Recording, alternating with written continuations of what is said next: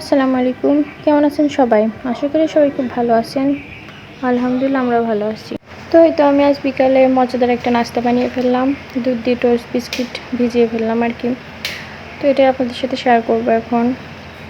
তো এখানে আমি ফ্রিজ থেকে 1 কেজি দুধ বের করে ভিজিয়ে রাখছিলাম। তো সেটা আর কি এখন জাল করে নেব। আর এখানে টোস্ট বিস্কিটগুলো বের করে নিয়েছি। এগুলো আর কি দুধের মধ্যে এখন দিব। তো এটা অনেক মজাদার একটা নাস্তা, খেতে কিন্তু অনেক সুস্বাদু লাগে, একদম রসমালাইয়ের মতো টেস্ট। তো এখানে আমি দুধটা আর কি কয়েকটা দারচিনি আর এলাচ দিয়ে একটু জাল করে নেব।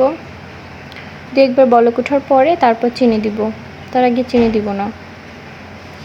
তো এই তো এখানে আমার দুধটা প্রায় বলক উঠে যাচ্ছে।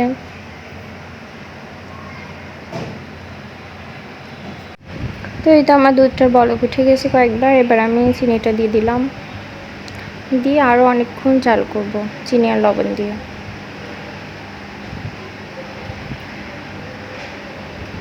জাল করে দুধটা অনেকখানি শুকিয়ে ফেলবো, একটু ঘন ঘন হলে তারপর এটা আর কি টোস্ট বিস্কুটের মধ্যে ঢেলে দেব। তো দেখতে থাকেন পুরো ভিডিও, আশা করি ভালো লাগবে। আপনারা এভাবে নাস্তা তৈরি করে খাবেন, দেখবেন অনেক মজা লাগবে বিকালে নাস্তা।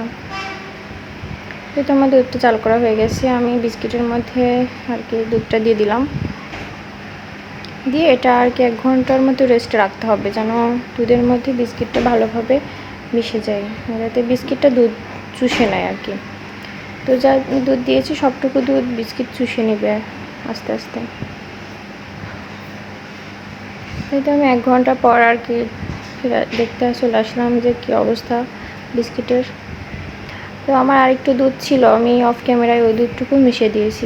দেখছিলাম আর কি যে সবটুকু দুধই চুষে নিয়েছে বিস্কিটে। তো এই জন্য বাকি দুধটাও আমি দিয়ে দিলাম। তো বিস্কিটগুলো মোটামুটি ভিজে গেছে, কিছু কিছু শক্ত আছে, ওগুলো আমি একটু নিচে দিয়ে দিয়েছি। আর নরমগুলো এখন আর কি আমরা এখন খাবো, আমি আর আমার মেয়ে খাবো। তো আমি আমার মেয়ের জন্য উঠিয়ে নিচ্ছি বিস্কিট।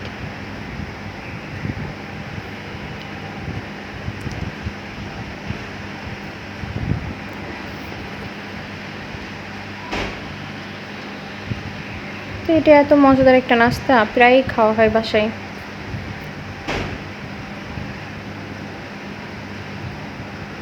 তো এই তো আমরা খেতে চলে আসলাম।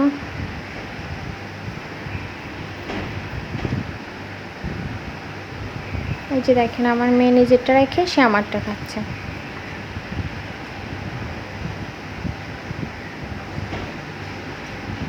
সেও সুন্দর করে চামচ দিয়ে দিয়ে খাবে আমার মতোই, একদম গুড গার্ল।